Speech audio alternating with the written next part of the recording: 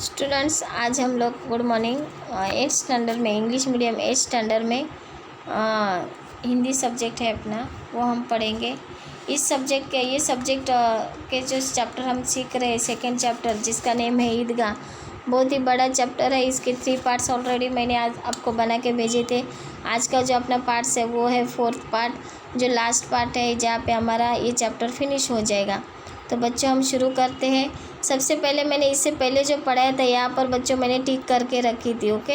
यानी I think आपको पता होगा कि हम कहाँ पे आए हैं। बुक आपको सामने रखनी है और जहाँ से आए वहाँ से हमें शुरुआत करनी है, ठीक है। तो यहाँ पर क्या दिया गया है कि हामिद, इससे पहले हामिद ने क्या खरीदा। हामिद के पास तीन पैसा ही थे। उसने कुछ खरीदी नहीं किया, स्वीट नहीं लिया, कुछ भी नहीं, खिलौने नहीं लिए। बस उसने अपने अम्मा के लिए एक चिमटा लिया और चिमटे की तारीफ़ में उसने इतने सारा बोल दिया कि बाकी बच्चों को ऐसा लगा कि हामिद ने तो 3 पैसों में रंग जमा लिया। सच ही तो है, खिलौनों का क्या भरोसा, टूट फूट जाएंगे, हामिद का चिमटा बना रहेगा बरसों। यानी उन बच्चों को भी सही लगा कि हामिद का जो चिमटा है वो बहुत टाइम तक रह सकता है, लेकिन अपने खिलौने तो टूट सकते हैं। उसने तो 3 पैसों में रंग जमा लिया। मोहसिन ने कहा, ज़रा अपना चिमटा दो, हम भी देखें, तुम हमारा बिस्ती लेकर देखो। यानी मोहसिन बोला कि तू ज़रा अपना चिमटा हमें दे दो, यानी हमें दिखा दो, हम भी थोड़ा देखें और तू हमारी बिस्ती लेकर देख लो। महमूद और नूरे ने भी अपने अपने खिलौने पेश किए। हामिद को इन शर्तों को मानने की कोई आपत्ति न थी। चिमटा बारी बारी से सबके हाथ में गया और उसने खिलौने बारी बारी से हामिद के हाथ में आए। कितनी खूबसूरत खिलौने थे। रास्ते में महमूद को भूख लगी।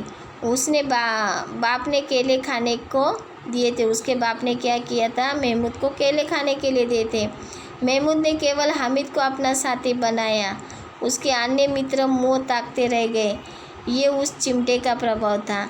यानी महमूद के पापा ने क्या किया था, उसको भूख लगी हामिद को रास्ते में, बराबर। तो महमूद के पापा, यानी महमूद को भी भूख लगी थी, लेकिन उसके पापा ने क्या किया था, केले दिए थे। लेकिन उस चिमटे के कारण, यानी हामिद का जो चिमटा था वो कुछ स्पेशल था। इन लोगों को बहुत अच्छा लगा था। यानी हामिद को उसने अपना फ्रेंड बनाया था और बाकी सब मुंह ताकते। यानी उसने जो केला लाया था वो केला सिर्फ हामिद को दिया था। एक्चुअली हामिद को भी भूख लगी थी, लेकिन उसके पास पैसा नहीं था, इसलिए वो कुछ खरीद नहीं पाया। तो उसने उसमें से केला उसने हामिद को दे दिया और बाकी सब मुंह ताकते रह गए। तो बच्चों, हम लोग अभी अपना नेक्स्ट पेज शुरू करते हैं। यहाँ पर है अपना नेक्स्ट पेज। 11 बजे सारा गांव में हलचल मच गई।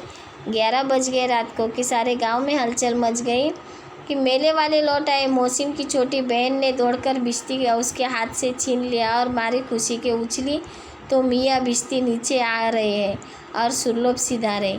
मियाँ नूरे के वकील का अंत इससे भी ज़्यादा गैरवमय हुआ। वकील ज़मीन पर ताक पर बैठ नहीं सकते, उनकी मर्यादा का विचार तो करना ही होगा। दीवार में 2 खुंटियाँ गाड़ी गई, उन पर लकड़ी का एक पटरा रखा गया। कहाँ पर आए बच्चों हम लोग, मैं दोबारा यह बताती हूँ, इधर आ गए हैं। क्योंकि क्या है, यहाँ पे जो पीक में हैंड राइटिंग आपको प्रॉपरली नहीं दिख रही है, इसलिए मैं आपको बार बार बोलती हूँ कि आपको बुक सामने रखकर पढ़ाई करनी है। नूरे ने उन्हें पंखा झलना शुरू किया। अदालतों में खस की टट्टियाँ और बिजली के पंखे होते, यहाँ मामूली पंखा भी न हो। बाँस का पंखा आया और नूरे हवा करने लगी। बाँस यानी वो लकड़ी का पंखा फैन बनाते हैं, वो वकील को हवा देने के लिए नूरे वहाँ से हवा देने लगी। मालूम नहीं पंखे की हवा से, पंखे की चोट से वकील साहब स्वर्ग लोक से मृत्यु लोक में आ रहे हैं। उनका माटी का चोला माटी में ही मिल गया। फिर बड़े ज़ोर शोर से मातम हुआ और वकील साहब को अस्थियाँ घूरे पर डाल दी गई। अब मियाँ हामिद का हाल सुनिए। अमीना उसकी आवाज़ सुनते ही दौड़ आई और उसके गोद में उठाकर प्यार करने लगी। सहसा उसके हाथ में चिमटा देखकर वो चौंकी, बोली, ये चिमटा कहाँ से लाया। यानी आप बीच में जो पैसेज था बच्चों, ये वकील साहब का था, बराबर। बीच में जो पैसेज था ये वकील साहब के बारे में बताया था। अभी इसके आगे हामिद की बात सुनिए। हामिद की आवाज़ सुनते ही उसकी अम्मा दौड़ते बाहर आ गई। उसने उसके हाथ में चिमटा देखा तो ये चिमटा कहाँ से लाया, मैंने मोल लिया है। हामिद क्या बोला, कि मैंने मोल लिया है, यानी इसका मैंने पैसा देकर ले लिया है। कै पैसे में, यानी 3 पैसे में दिए। आमिना ने छाती पीट ली। ये कैसा बेसमझ लड़का है कि दोपहर हुआ कुछ खाया न पिया, लाया क्या चिमटा।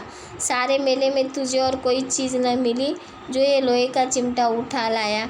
यानी उसकी अम्मा उसको गुस्सा करने लगी कि ये कैसा लड़का है। उसको पता था कि उसने हामिद को सिर्फ 3 पैसा ही दिया था, यानी 3 पैसे का अगर उसने चिमटा लाया तो उसने खाया क्या, कुछ खाया पिया नहीं और ऐसे ही चिमटा लेकर उठाकर चला गया।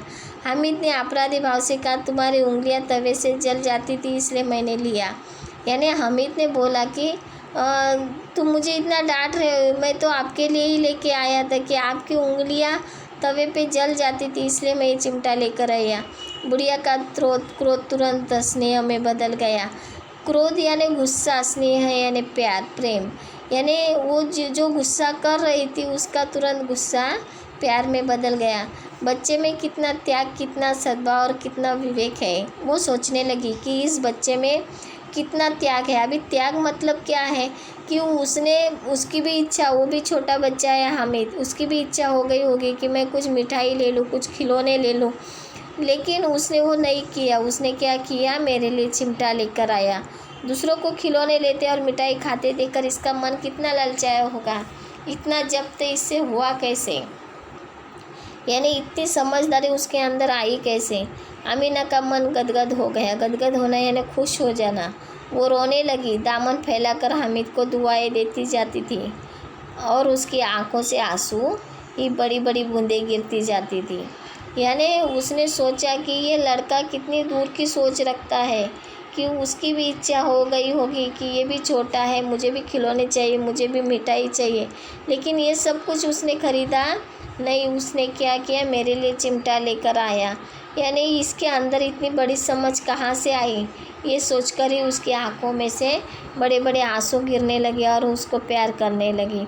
यानी सोचो बच्चों कि हमें अपनी कंडीशन ही, अपने घर के माहौल, अपने घर की परिस्थिति हमें सिखाती है। बस समझदारी कितनी होनी चाहिए हमारे ऊपर डिपेंड होता है कि जिस तरह बाकी के बच्चों ने मिठाई या खिलौने ले ली, लेकिन एक्चुअली वो सब कुछ हामिद को भी पसंद था, लेकिन उसने क्या किया कि अपने चिमटे की इतनी तारीफ़ की कि सभी बच्चों को उसके सामने अपने खिलौने छोटे लगने लगे। समझ में आया। यानी ये पाठ से हमें यही सीख मिलती है कि हमारे पास जो है उसी में हमें संतुष्ट रहना चाहिए, बल्कि संतुष्ट नहीं, लेकिन हमारे पास क्या नहीं है इसका दिखावा भी हमें नहीं करना चाहिए, और क्या है ये भी बताने की ज़रूरत नहीं है। ठीक है, तो आज का पाठ जो अपना ईदगाह पाठ था वो यहीं पे ख़त्म हो जाता है। इसके बाद में टेक्स्ट बुक के ऊपर जो अभ्यास है उसका सॉल्यूशन करके भेजूँगी और इसके बाद वर्कबुक का। ठीक है, थैंक यू।